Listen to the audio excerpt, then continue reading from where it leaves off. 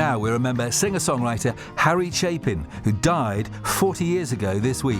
Well, they say that no one's writing any folk songs anymore. But every song the jukebox plays, well, you've heard them all before. But we'll be singing one-man songs for many years to come, 'cause he struck a chord we all believed and made you wanna hum. And I'll remember Harry, he sang them from the heart, but he just as soon defend a cause as pick up his guitar.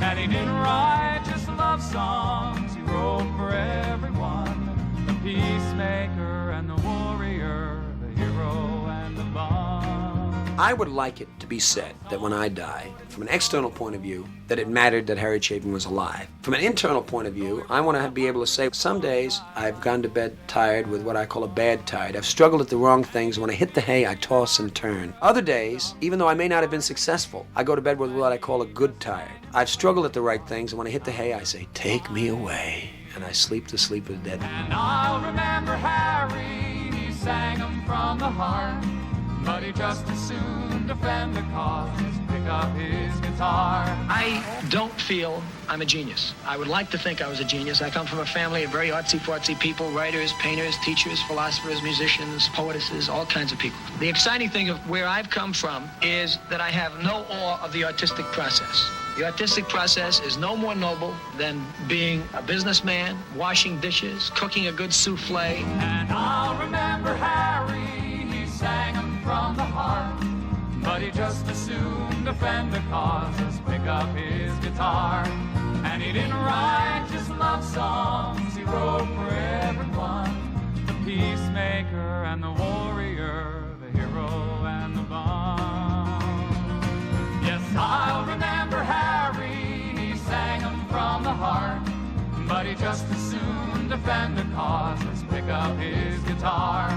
And he didn't write just love songs, he wrote for everyone, the peacemaker and the warrior, the hero and the bum. I try to write songs where humanity is under stress. People have had their dreams and their expectations coming into conflict with realities. And all of the people that I write about are desperately questing towards life, just as I am. I'd never want to be 65 and say, I wish that I had done this. To me, that is the most sad admission that any human being could make.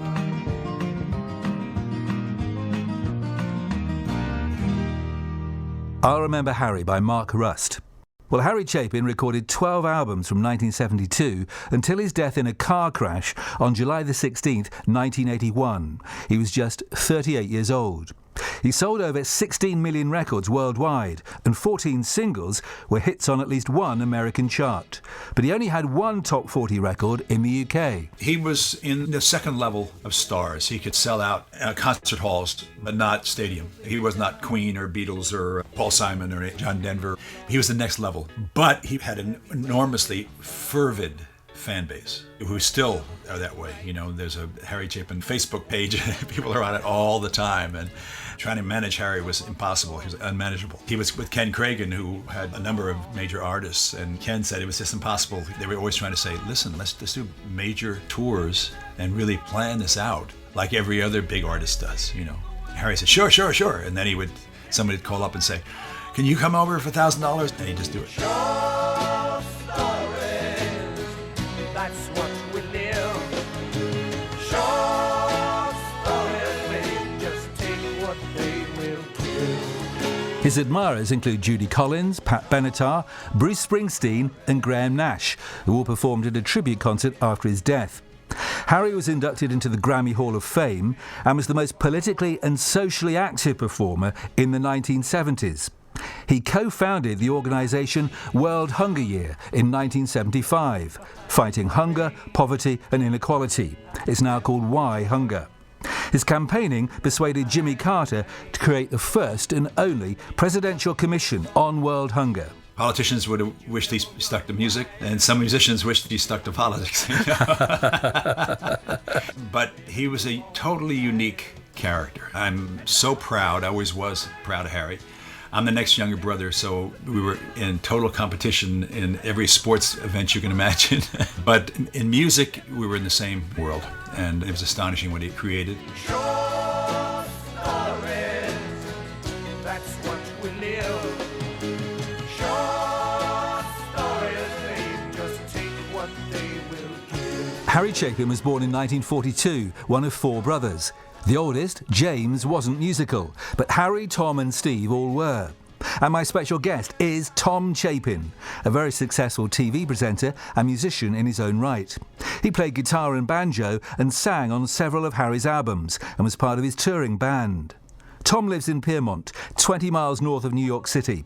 And in the late 1950s, he, Harry and Steve formed a folk trio. Our grandma made sure that we knew the language of music, and so we all took classical instruments. Harry took trumpet, I took clarinet under duress, and Steve took piano. And then when I was 12 and Harry was 14 and Steve was 11, we heard a recording called The Weavers at Carnegie Hall. And it changed our world, as it did the world of American music, because people like the Kingston Trio and the Limelighters and Peter, Paul and Mary and Tom Paxton, on and on and on, were all inspired by listening to the Weavers. I want to do that. I can do that. And that's what the Chapin brothers did. We listened to the record all summer long. And at that time, Steve and I were both choir boys, too. So we were good harmony singers. Harry was never a choir boy. We picked up instruments. And then that summer, he said, we could do that. And he got a Pete Seeger book and the 5-string banjo, started to play, and I got a guitar. Steve started out on a 10-string ukulele called a teepli, and then moved to bass, and we became the Chapin brothers. And for the next 10 years, we terrorized the neighborhood, which is Brooklyn Heights in New York City. The only time in our lives we were hip is when we were in our teenage years and folk music was on the radio. Someone keeps calling my name, or is it just the rustling of the wind? Harry twice dropped out of college after studying architecture and philosophy, and then became a documentary filmmaker. So at what point did he decide to go it alone and make it as a solo artist? Our uncle was Ricky Leacock of Leacock Pennybaker, the great documentary filmmakers. And every time Harry flunked out of college, he'd work for Ricky. Actually, one of the films Harry made a little bit later was nominated for Academy Award, The Legendary Champions. So he was a filmmaker and out in the world while Steve and I were still in school. And he used to come up on weekends and play with us in a band. And then he got a job going to Ethiopia to film the World Bank in Ethiopia for 3 months. And when he came back, we had a real guitar player and a real singer with us, and there was no place for Harry in the band, so we kicked him out. And that was a big emotional thing. I mean, the brothers have been together forever. But he kept writing for us, and Steve and I had a band, the Chapins, a pretty good rock band. And Harry was writing for us, and then he opened for us. We rented the Village Gate one summer of 1971. And after, there was a show called Jacques Brel is Alive and Well and Living in Paris. And it ended at 9 o'clock. And from Thursday to Sunday, we got the whole club for $400 for the week. And our opening act was Harry the first week. And he was trying to do these story songs by himself and didn't quite know how to do that at that point. And it just died that first week. And most people would have said, okay, that's not going to work. Harry said, I need a band. And so he got John Wallace to play bass, and he found this great guitar player from Syracuse named Ron Palmer, and he put an ad in the Village Voice for a cello player. That was his idea, to have cello. Tim Scott he got, and they rehearsed for 2 weeks and came back and began opening for us the rest of the summer. And by the end of the summer, people were coming to see Harry. You know, he would be singing Taxi and Could You Put Your Light On Please? His really great songs. He was a great songwriter. But he found a way to make them really extraordinary live with the cello and these great vocal arrangements. He got a recording contract in 1972 with Elektra Records, and the debut album was called Heads and Tails, and it sold over 1 million, so he was an instant success, wasn't he, commercially? He was, and part of that was just the fact that he worked so hard. He was on the phone full-time, no shrinking artist here, because he'd worked in films and understood the real world. He just got on the phone, and to get the record companies down, he would call them. He says, "Hi, this is Joe Schmo. I'm going to tell you about this guy, Harry Chapin. Can you come down and see him?" And it was him. And then when the record came out, he was touring, and he would go to every radio station in the town he was touring with. So he had a fair amount of self-belief and confidence, did he?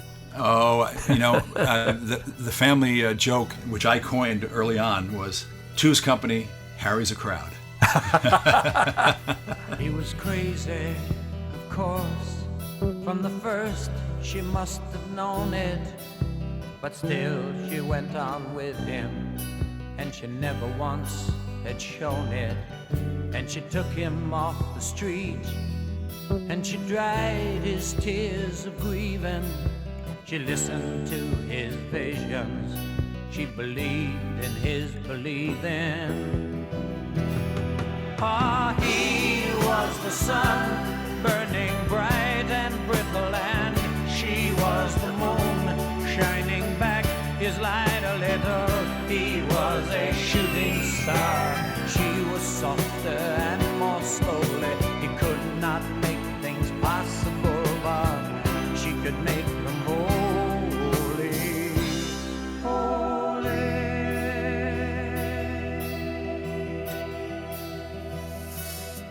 He was dancing to some music no one else had ever heard. He'd speak in unknown languages, she would translate every word. And then when the world was laughing at his castles in the sky, she'd hold him in her body till he once again could fly. Oh, he was the sun, burning bright and brittle, and she was the moon, shining back his light a little. He was a shooting star, she was softer and more slowly. He could not make things possible, but she could make them holy, holy.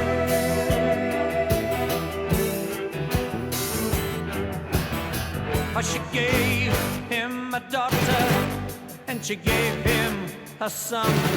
She was a mother and a wife and a lover. When the day was done, he was too far gone, forgiven of what he offered in its stead. Was the knowledge she was the only thing that was not in his head.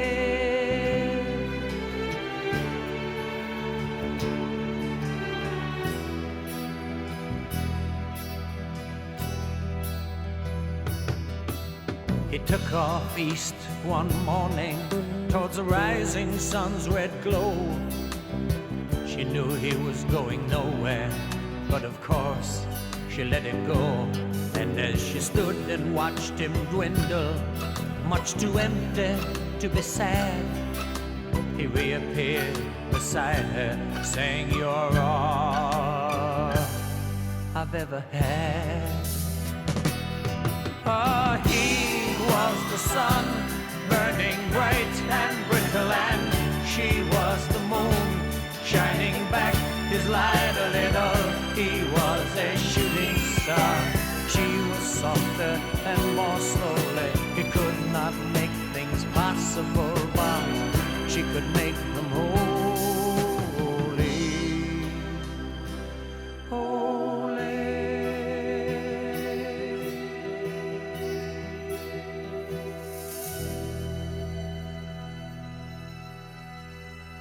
It's BBC Three Counties Radio. We're remembering Harry Chapin, the man and his music. I Want to Learn a Love Song is the true story of how he met his wife, Sandy, when he gave her guitar lessons and they fell in love. I come fresh from the street, fast on my feet, kinda lean and lazy. Not much meat on my bones and a whole lot alone and more than a little bit crazy. The old six-string was all I had to keep my belly still. And for each full hour lesson I gave, I got a crisp $10 bill. She was married for 7 years to a concrete castle king. She said she wanted to learn to play the guitar and to hear her children sing. So I'd show up about once a week in my faded tattooed jeans, with a backlog full of hobo stories and dilapidated dreams. She said, I wanna learn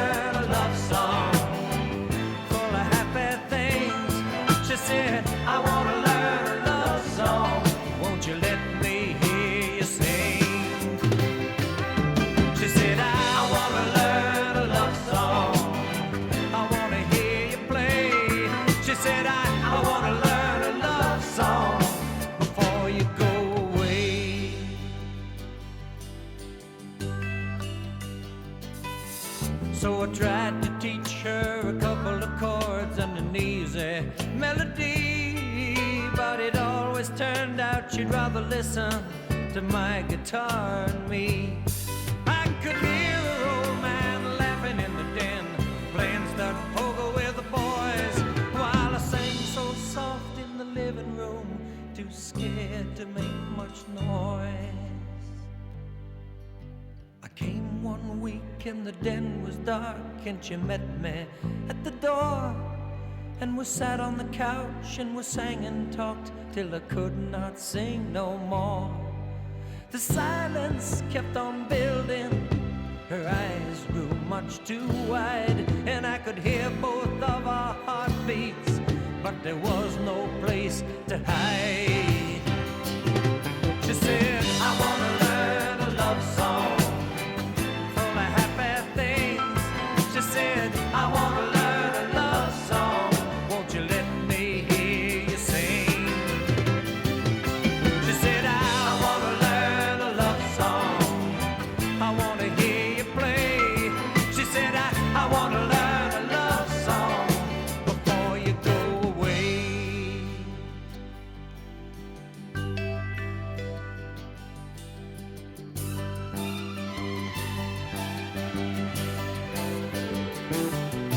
Well, I guess you know what happened.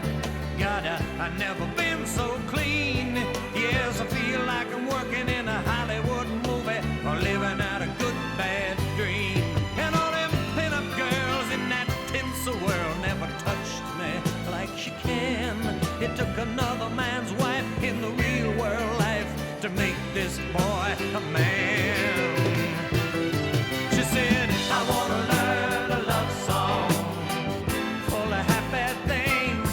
She said, I wanna learn a love song, won't you let me hear you sing?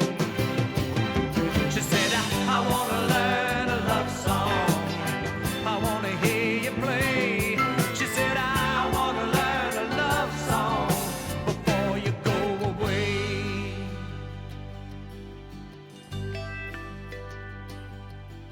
I guess you know I stayed.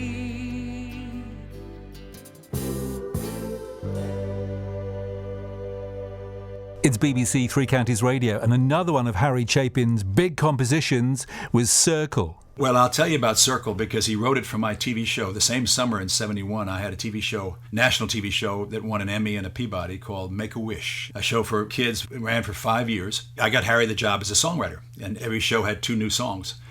And the same summer that we were playing at the Village Gate that I told you about, when it got to be Sunday night, we'd finished and we packed up our stuff and went and had a burger at some place, and Harry was going to take the train home out to Long Island. I said, Harry, you got the song for tomorrow? He goes, oh, what is it? I go, Circle. He says, no, but I'll have it. I said, Harry, I'm singing it tomorrow morning. I need it. He goes, okay, what time do you leave? I said, well, I leave at 7:15. I get up at 6:30. He says, I'll call you at 6:45. So he goes home. And the next morning, I'm getting out of the shower, and the phone rings, and I get up, and you got a pencil? Okay. All my life's a circle, sunrise and sundown. He reads out the lyrics to 2 verses, the chorus and a verse. And I'm living with my mom that summer, and my mom's listening to this, and then I said, so sing it to me. All my life's a circle. So on the paper, I didn't write it in music. I just went, da-da-da, bum-bum-bum. That's the 5th. Da-da-da-da-da-da, middle notes, da-da-da-da-da.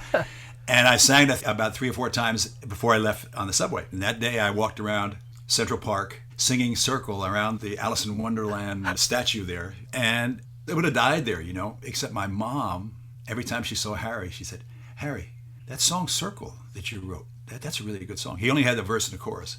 And about the 3rd time she said that, he says, yeah, I guess it is. So he wrote another verse. I found you 1,000 times. I guess you've done the same. And then for the 2nd record, he needed another song. And so he put that on because of my mom. And then, of course, the New Seekers had a big hit with it. In fact, the next summer I came to England, had no clue. Harry had no clue either. All over the jukebox was All My Life's a Circle. I said, wow, what a difference a year makes, you know?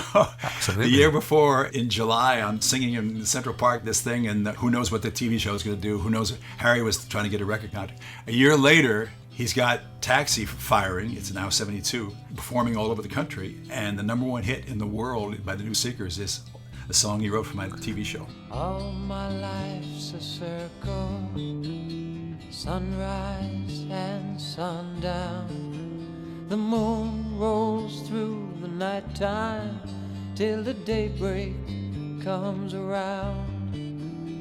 All my life's a circle, but I can't tell you why. The season's spinning round again, the years keep rolling by. It seems like I've been here before, I can't remember when, but I got this funny feeling that I'll be back once again.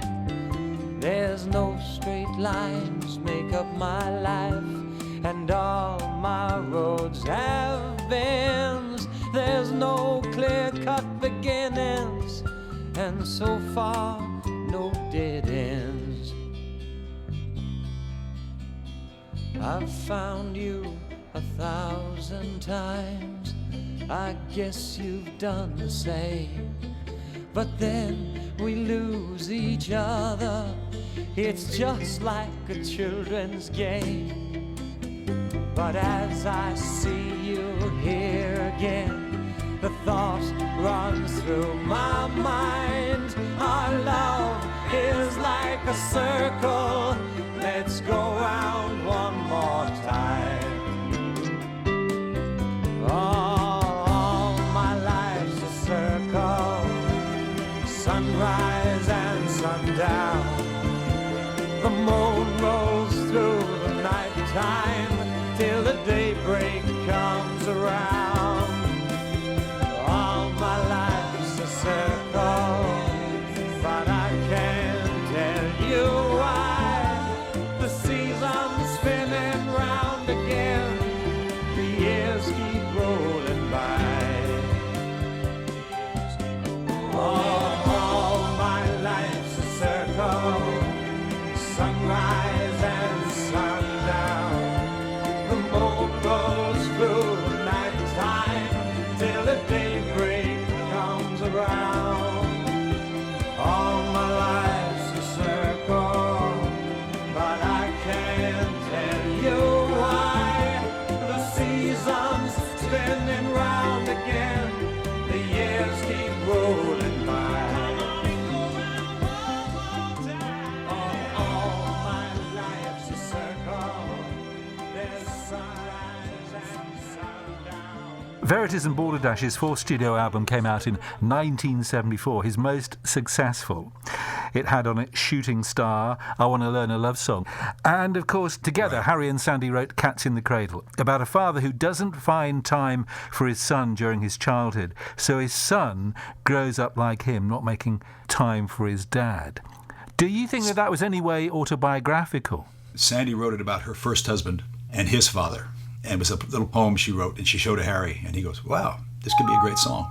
And he took that poem and formed it into the song that we all know. But the whole idea was hers. Really started out being about Sandy's first husband, and one of the reasons they divorced.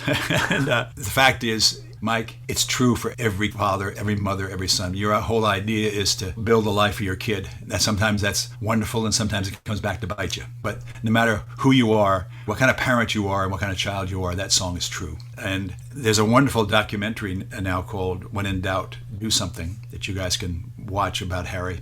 And they have this wonderful collection of Cats in the Cradle vignettes from TV shows and movies and stuff. Shrek, for gosh, one of the Shrek movies. And the donkey goes, and the cat's in the cradle in the silver spoon. It's all over. You know, it's ubiquitous. It's the Cats in the Cradle. Everybody knows exactly what they're talking about.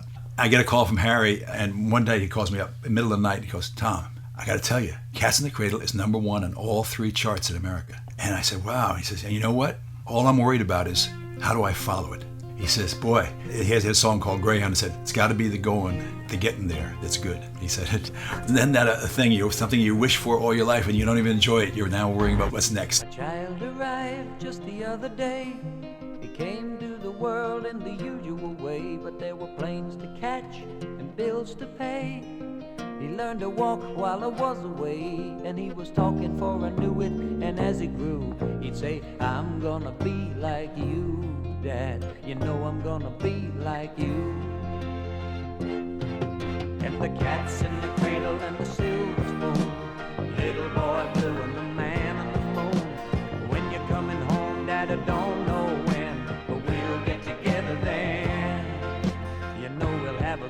time then.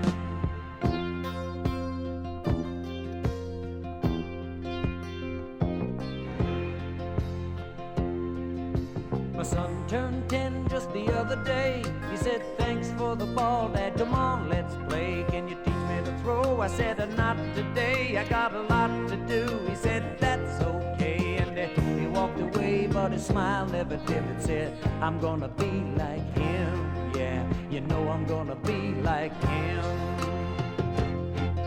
And the cat's in the cradle and the silver spoon, the little boy blue and the man on the moon. When you're coming home, Dad, I don't know when, but we'll get together then. You know we'll have a good time then.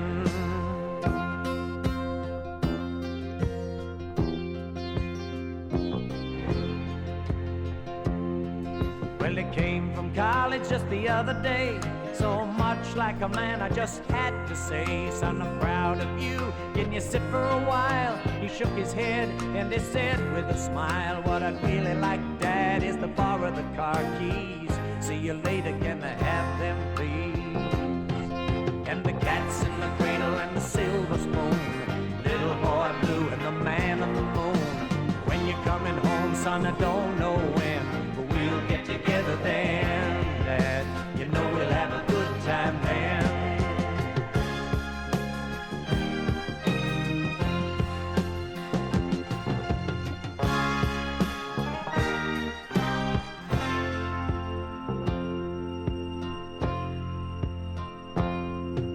I've long since retired, my son's moved away. I called him up just the other day. I said, I'd like to see you if you don't mind. He said, I'd love to, Dad, if I can find the time. You see, my new job's a hassle and the kids are the flu, but it's sure nice talking to you, Dad. It's been sure nice talking to you. And as I hung up the phone, it occurred to me, he'd grown up just like me.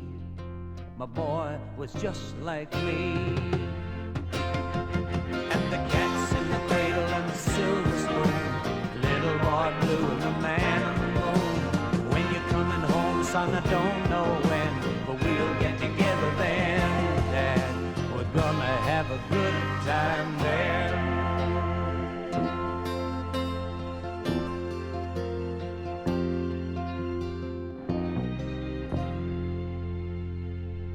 It's such an emotional and profound song, don't you think? And brilliant lyrically and musically. Harry Chapin from 1974 and Cats in the Cradle. That's going to be around in 50 years' time, at least, I think. And we're remembering Harry because he died this very week, 40 years ago, in a car crash. It's Mike Naylor's Music Mix on 3CR. More conversation with his brother Tom, especially about his humanitarian work. I've had a brilliant tweet in from John Paul. He says, "Hi, Mike. Greetings from Shrewsbury. I too love Harry Chapin, and he had a profound effect on my life. Thank you for remembering Harry's music and charity work. Best wishes, John." Well, John was a professional photographer. He took my wedding photographs back in 1989. It's great to have you listening, John. Mike Naylor, BBC Three Counties Radio.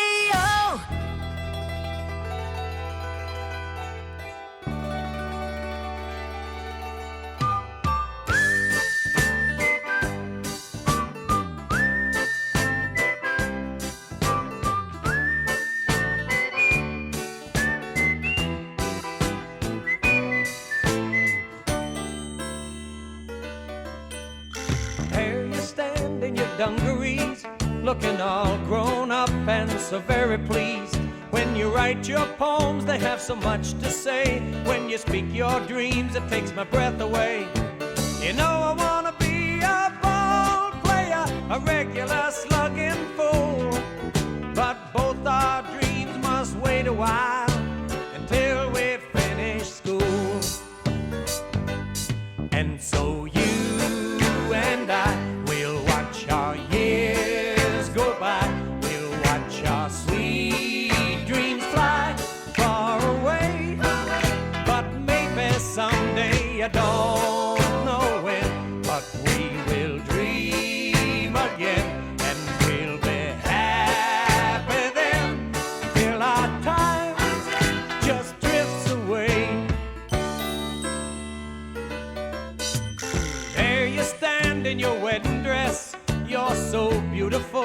I must confess, I'm so proud you have chosen me. When a doctor is what you wanna be. You know I wanna be a painter girl, a real artistic snob. But I guess we'll have our children first. You'll make a home, I'll get a job. And so you and I will watch our years go by. We'll watch our sweet dreams fly far away. But maybe someday, I don't know when, but we will dream again. And we'll be happy then till our time just drifts away. Listen to the seasons passing, listen to the wind blow. Listen to the children laughing, where do broken dreams go? There you stand in your tailored suit, so many years gone by, but you're still so cute. We take the car to go and meet the bus when our grandchildren come to visit us. You say you should have been a ballerina, babe. There are songs I should have sung, but I guess our dreams have come and gone. You gotta dream when you are young. And so you and I, we watched our years go by. We've watched our sweet dreams fly far away. But maybe someday, I don't know when, but we will dream again. And we'll be happy then till our time just drifts away.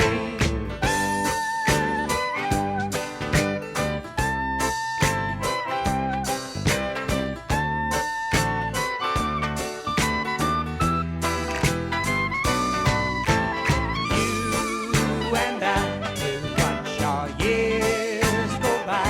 We'll watch our sweet dreams fly far away.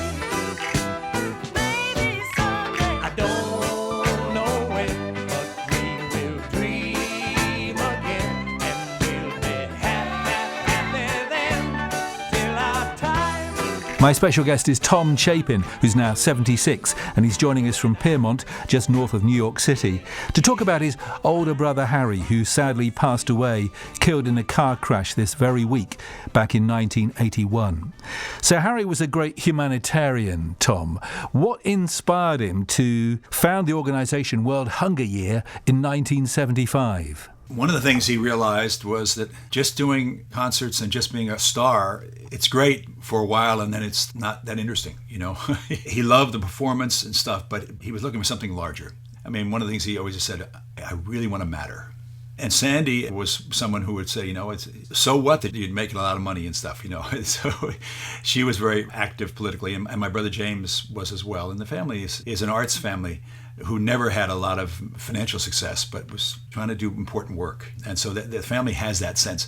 And then he met Bill Ayers, who had been a priest and now was a radio jock, a once-a-week radio show that I was on. And after I met him and talked to him, I said, oh, you ought to talk to Harry. Harry loves to talk. He'd be great on this, you know.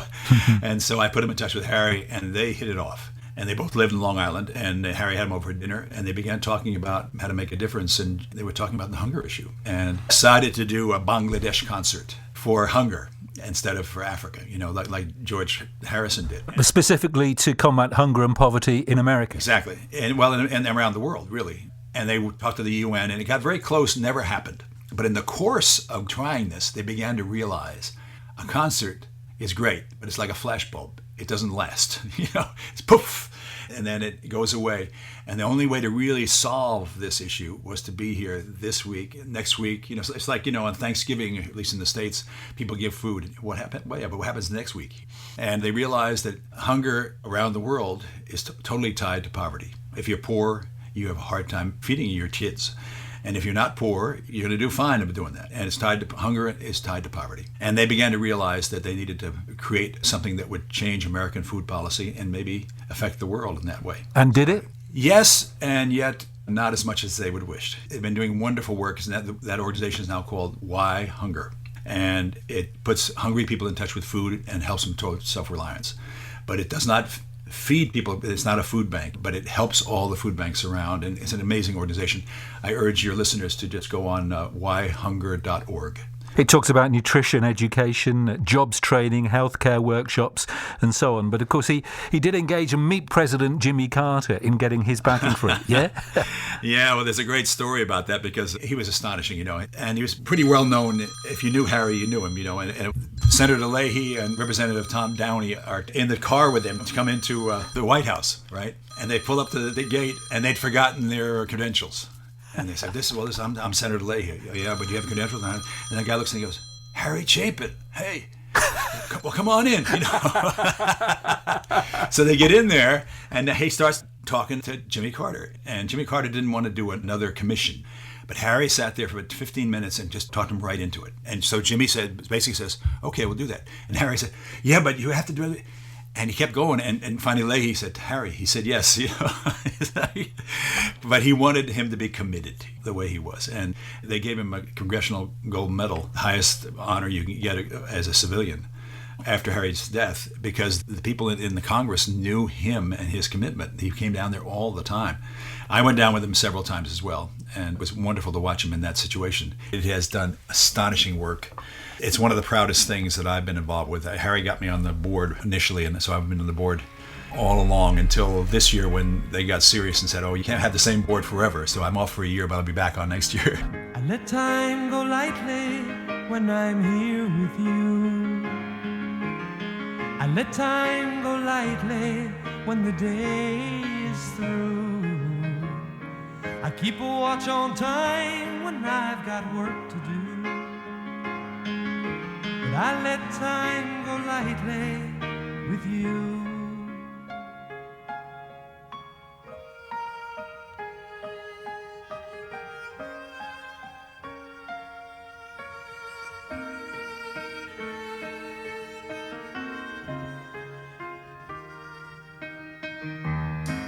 Morning, a time for breaking ground and sowing seed, and yet we give up our sunshine so we can buy what we need.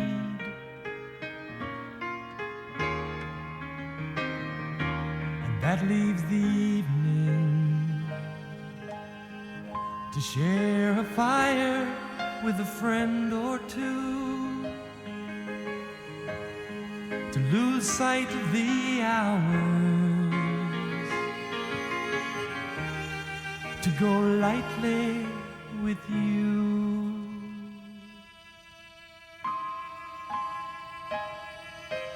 I let time go lightly when I'm here with you. I let time go lightly when the day is through. I keep a watch on time when I've got work to do. But I let time go lightly with you.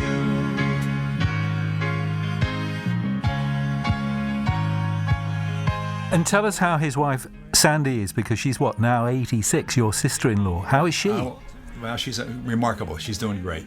Her big job is grandma, and she has 5 J's, 5 kids, and a bunch of grandchildren. And she's still doing poetry and this and that, but she's doing fine.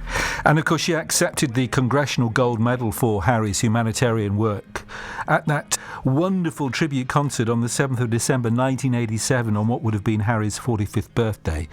You had a whole array of stars singing Harry songs, from Bruce Springsteen to Judy Collins, Graham Nash, Richie Havens, Pat Benatar. It was hosted by Harry Belafonte. That was an extraordinary concert, wasn't it? An occasion. That was one of the highlights of my life. It really was.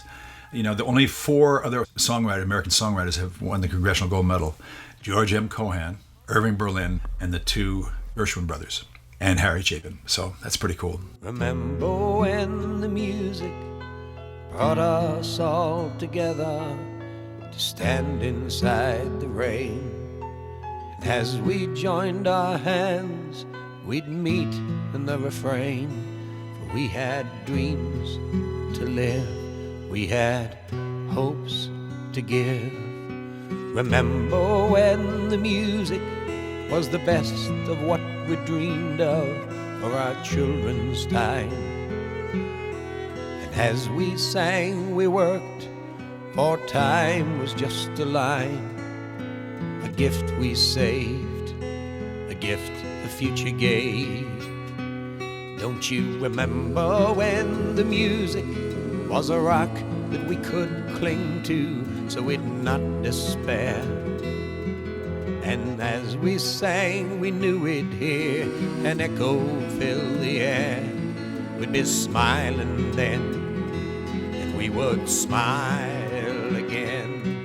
Oh, all the times I listened, and all the times I heard, all the melodies I'm missing, and all the magic words, and all the poking voices, and the choices we had then. How I'd love to find we had that kind of choice again. Remember when the music was the glow on the horizon of every newborn day? And as we sang, the sun came up to chase the dark away, and life was good, for we knew we could. Remember when the music brought the night across the valley as the day went down? And as we'd hum the melody, we'd be safe inside the sound, and so we'd sleep, for we had dreams to keep.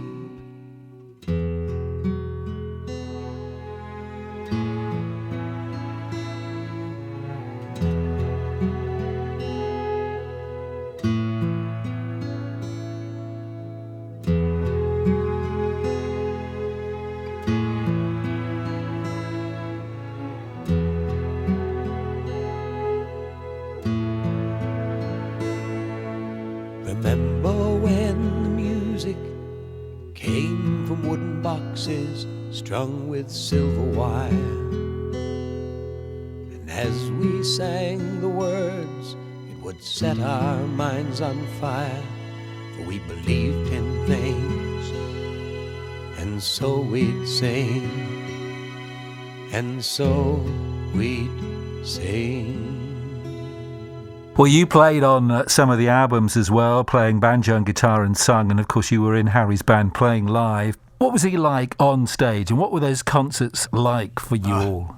He was astonishing. He loved to play in front of people and really gave everything. And when he wasn't performing, he was wishing he was performing. And the songs were just astonishing. I was Harry's benefit band. I toured with Harry about 8 months and then decided this is not a job for me. I need to do my own stuff. A smaller audience and not be Tommy Cash or something, not be just Harry's brother. And that was a great thing for me. But he called me up and said, I'm playing a benefit concert for World Hunger Year, and I got a weekend of dates, and I played them 6 months ago alone. Can you come with me? I said, sure. So I'm so glad I did. I did about 30 or 40 shows a year for the last 5 years. And otherwise, we were ships passing in the night. He was so busy, I was busy, and we'd see each other, Christmas and holidays. But I'm so thankful. Who knew he was going to die in 81, But he started World Hunger Year in 1975. And from that time on, I would do a number of shows with him. And that was really wonderful. And it was interesting to be with him. You'd do the third show in a day,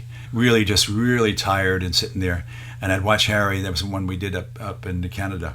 And about a third of the way through, he took a deep breath and just took it over with the energy to make this thing fire. He's a wonderful performer. And whoever saw him live just remembered that so well. And people gave money at the halftime talks he gave in his concerts. And yet, it seems to me he didn't always, from the stage and in his songwriting, mix politics and his performance as a singer-songwriter, did he? No. The songs were about people. I think you can go back to his documentary film work. He was a documentary filmmaker and was trained in that way. And what is a documentary film? You try to take a person, either extraordinary or not extraordinary, going through something extraordinary, and you follow that. And so he was trained in that way. And if you look at his songs, Taxi is that. Just an ordinary guy driving a taxi. His old girlfriend gets in the cab and he has to deal with that. And Cats in the Cradle is that way. And it was stories about people. He tried to write some polemics, but it's a very hard thing to do. And Harry was a storyteller. One light in a dark valley, and I am all alone. One light in a dark valley is all I can call my own. One light in a dark valley, and the darkness is moving about. One light in a dark valley, and now that light has gone out. 40 years on, what is it that's inspired you and your brothers and Sandy and other members of the family to keep his music and his memory alive?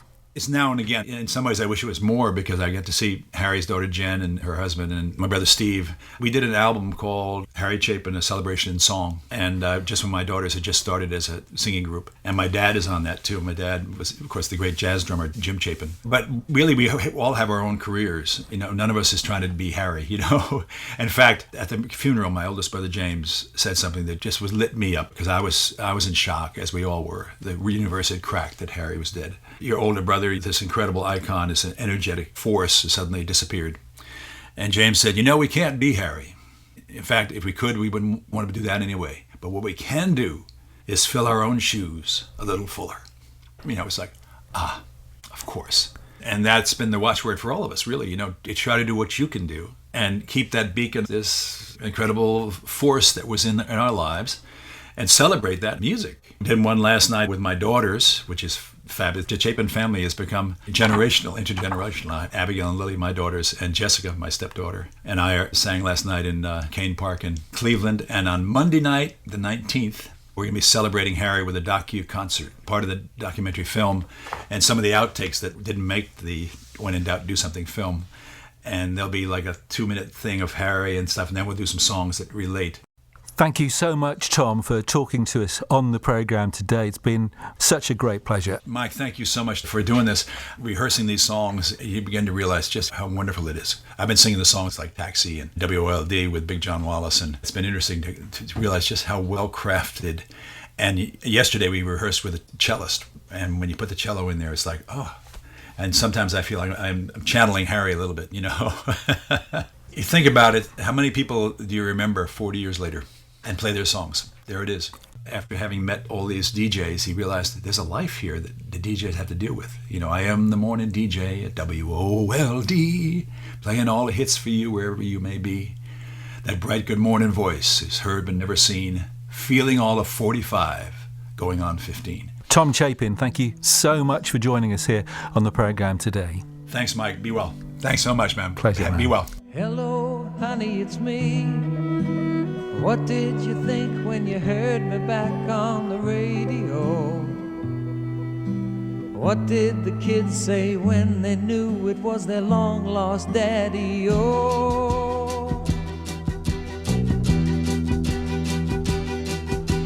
Remember how we listened to the radio, and I said, that's the place to be. And how I got the job as an FM jock the day you married me. It was 2 kids and I was into AM rock, but I just had to run around. It's been 8 years since I left you, babe. Let me tell you about what's gone down. I am the morning DJ at WOLD, playing all the hits for you wherever you may be.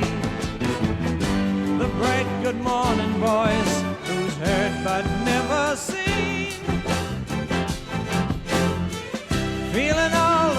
45, going on 15.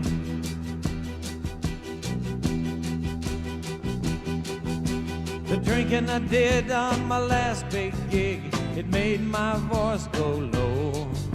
They said that they liked the young sound when they let me go. So I drifted on down to Tulsa, Oklahoma to do me a late night talk show. Now I've worked my way down home again near to Boise, Idaho. That's how this business goes. I am the morning DJ at WOLD, playing all the hits for you wherever you may be. The bright good morning voice who's heard but never seen, feeling all of 45, going on 15.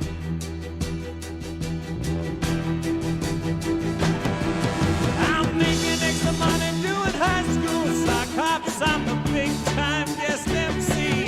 You should hear me talking to the little children and listen what they say to me. I got a spot on the top of my head, just begging for a new toupee.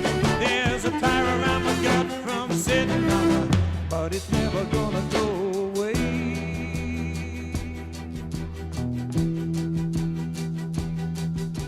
Sometimes I get this crazy dream that I just take off in my car. But you can travel on 10,000 miles and still stay where you are. Thinking that I should stop this jockeying and start that record store. Maybe I could settle down if you take me back once more.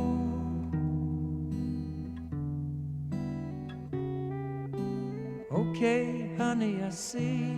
I guess he's better than me. Sure, old girl, I understand. You don't have to worry, I'm such a happy man.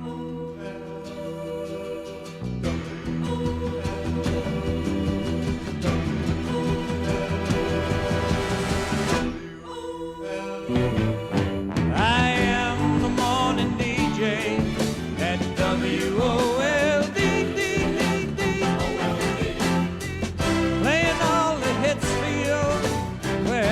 You may be the bright good morning voice who's heard but never seen, feeling all of 45, going on 15. I am the morning DJ at WOLD. They said they liked the young sound when they let me go.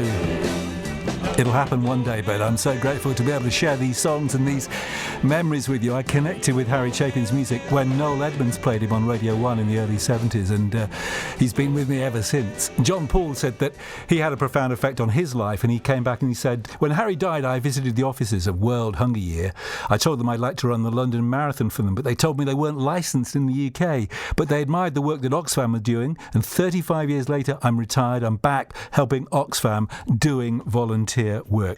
If you want to know more about what Harry's doing, go to whyhunger.org or harrychapinmusic.com and go to Harry Chapin Music on Facebook, and then you can get a link to that concert on Monday, which will feature my guest, Tom Chapin, the Chapin sisters, the Jen Chapin trio, Harry's original band members, Big John Wallace and Howard Fields as well. They're performing live. It's streaming online via Facebook on Monday. Thank you so much, as I say, for being with us. That was Mike Naylor's Music Mix. Luke Ashmead coming up after the news and the travel.